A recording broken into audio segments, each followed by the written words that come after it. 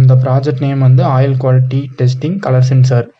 இதோட காம்பனன்ட்ஸ் பார்க்கலாம். ESP8266 use பண்ணியிருக்கோம், கலர் சென்சார் யூஸ் பண்ணியிருக்கோம், அப்புறம் க்ரீன் ஆயில் யூஸ் பண்ணியிருக்கோம், அதோட பிளாக் ஆயில் யூஸ் பண்ணியிருக்கோம். இப்போ நம்ம இதோட ஒர்க்கிங் பார்க்கலாம். இதை வந்து திங்ஸ்பீக்கில் கனெக்ட் பண்ணி நம்ம மொபைல்லையும் வியூ பண்ணிக்கலாம், லேப்டாப்லேயும் வியூ பண்ணிக்கலாம். இது வந்து IoT. இப்போ 2 வீலர் 4 வீலரில் ஆயில் குவாலிட்டி எப்படி இருக்குன்னு நம்ம டேங்கை திறந்து பார்க்க முடியாது. ஸோ அதனால நம்ம வேற ஒரு இடத்துல இருந்துட்டு, வண்டி வேற ஒரு இடத்துல இருந்தால் கூட நம்ம வந்து மொபைல் யூஸ் பண்ணி இதை மானிட்டர் பண்ண முடியும். இதை இப்போ எப்படி மானிட்டரிங் பண்ணலான்னு பார்க்கலாம். ஃபஸ்ட்டு நம்ம இதை வந்து திங்ஸ்பீக்கில் கனெக்ட் பண்ணிக்கலாம்.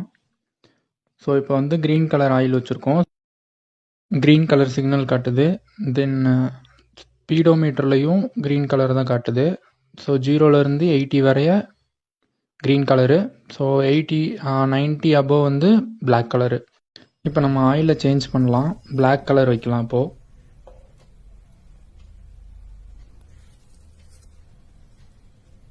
இப்போ நம்ம பிளாக் கலர் ஆயில் சேஞ்ச் பண்ணியாச்சு. இப்போ அதோட ரீடிங்கை திங்ஸ்பீக்கில் பார்க்கலாம்.